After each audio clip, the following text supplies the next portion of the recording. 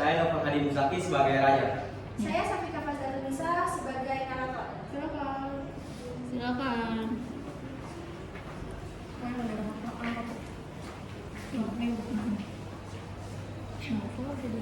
Raja. Zarah jadi anak biasa. Laila jadi ratu. Pada zaman dahulu kala, ada sebuah kerajaan di Jawa Barat bernama Kuta Tangguhan.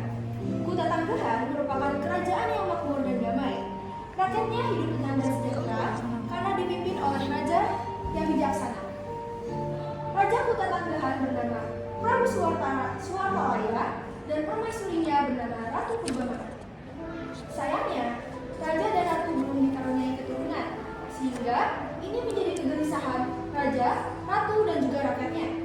Pada suatu ketika, ratu sedang duduk dan raut wajahnya terlihat murung. Sudahlah Dinda, jangan marah-marah sedih terus. Kalau Dinda terus seperti ini, Kanda jadi sedih.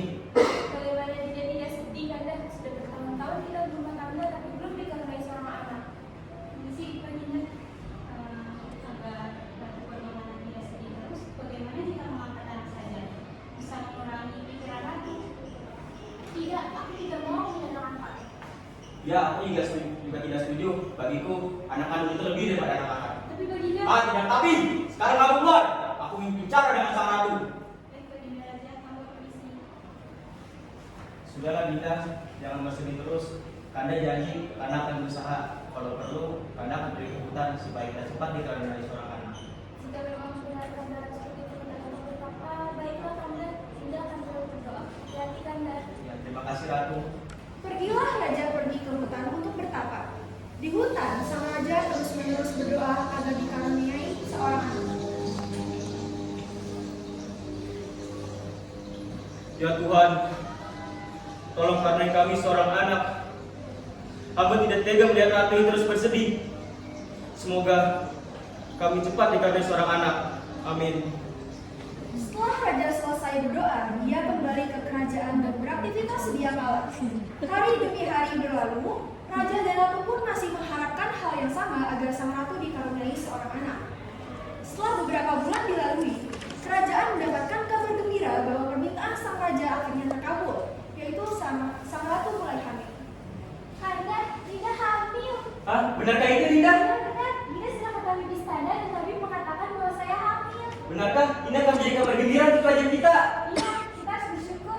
Kira kita dikaruniai seorang anak. Baik, kalau begitu, Kanda akan beritahu kabar gembira ini kepada rakyat.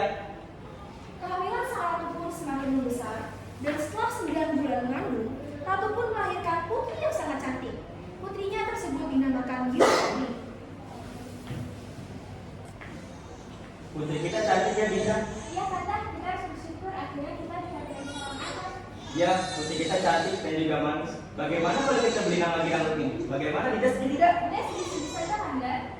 Sesaat raja dan ratu sedang mengobrol, datanglah penasehat kerajaan. Permisi, Baginda. Ada seorang rakyat yang ingin bertemu dengan Baginda Raja dan Ratu. Ia ingin memberi selamat dan hadiah untuk putri Baginda Raja dan Ratu. Seorang masuk nasihat. Baik, Baginda Ratu.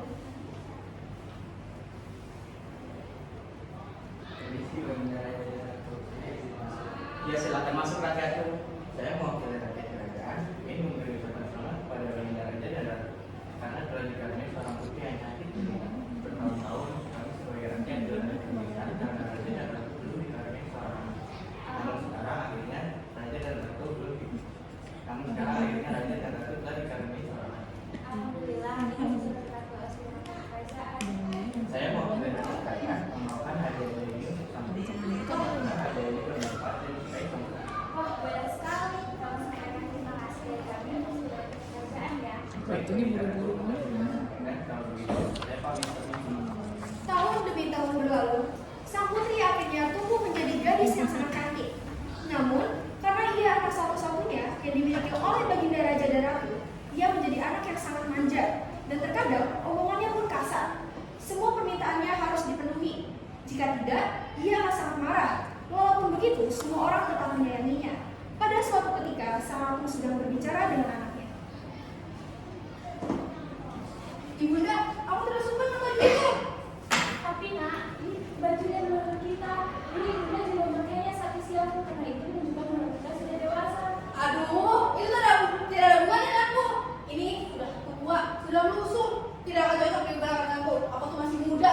Kamu tidak boleh berkata seperti itu, Rupini. Kain ini memiliki arti yang sangat penting jika kamu berkata itu. Sudah, Ibunda. Kalau Ibunda masih maksa memakainya, aku tidak mau pergi ke bersama kaumku. Dalam beberapa hari, putri akan berusia 17 tahun. Raja mengambil sedikit emas dan permata lalu pergi ke tempat ahli perhiasan yang ada di kerajaan.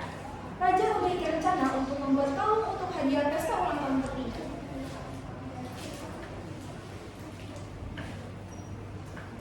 Permisi, Baginda Raja. Mari silakan duduk, Baginda. Iya, terima kasih. Apa ada yang bisa aku bantu? Begini, sebentar lagi putriku ulang tahun. Bisa kakak membuat perhiasan yang indah untuk putriku? Itu saja, Baginda. Dengan senang hati, saya akan membuatkan kalung yang paling indah untuk sang putri. Kalau begitu, silakan Baginda menunggu sebentar. Raja menunggu ahli perhiasan membuatkan kalungnya, dan beberapa saat kemudian, kalung itu pun telah selesai dibuat. Ini Baginda, kalungnya sudah selesai dibuat. Wah, ini adalah kalung terindah yang pernah aku lihat. Kamu membuatnya dengan sangat baik. Terima kasih, Baginda. Untuk sang putri, saya akan melakukan yang terbaik. Akhirnya, hari yang ditunggu telah tiba. Semua rakyat datang ke pesta tersebut. Tak ada satu orang pun rakyat yang ingin melewatkan pesta termegah itu. Rombongan kerajaan pun telah sampai di alun-alun. Semua pandangan rakyat pun tertuju ke arah sang putri. Rakyat pun gembira menyambutnya.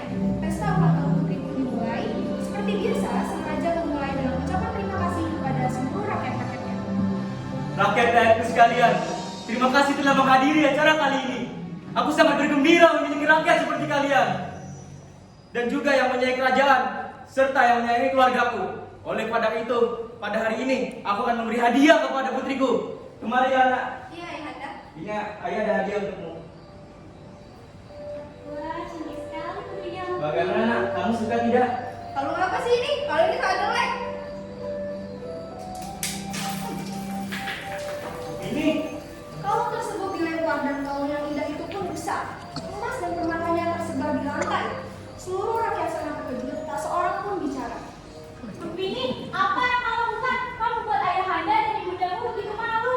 Sudahlah Ibunda, aku memang pantas melakukan itu. Kalau gitu sangat jelek. Tidak Sudah, pantas denganku. ayah kecewa sekali dengan kamu. Aduh, terserah kalian. Ratu pun menangis melihat tingkah laku Rukmini yang kurang pantas kepadanya dan Baginda Raja. Semua orang di kerajaan Kota Tanggerang itu bersedih karena melihat Baginda Ratu menangis. Tiba-tiba muncul mata air dari halaman kerajaan. Airnya keluar sangat deras dan segera membentuk danau. Semua orang ketakutan dan menyalahkan sang putri. Apa yang telah kau lakukan, Putri? Kau telah membayarkan semua orang di sini.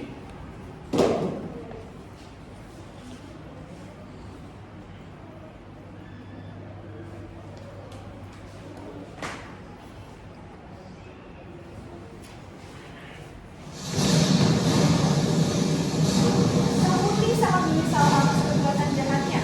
Tapi aliran air tersebut sudah menjadi sangat deras. Sebuah danau yang sangat besar dan menenggelamkan kerajaan. Orang-orang sekitar danau itu disebut sebagai Telaga Warna. Warna yang dihasilkan berasal dari banyak pusat di tanaman dan lain di sekitar warna. Namun orang mengatakan warna-warna tersebut berasal dari kaum putri yang tersebar.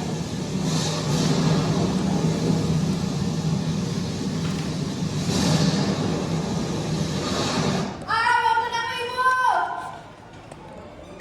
Pesan moral yang dapat diambil dari cerita tersebut ialah pantang menyerah, terus berusaha dan berdoa untuk hal-hal yang sedang diusahakan, serta bersyukur atas apa yang dimiliki, serta bersikap baik terhadap orang tua dan tidak membuat kekecewaan. Sekian dari kelompok kami. Terima kasih. Wassalamualaikum warahmatullahi wabarakatuh. Waalaikumsalam.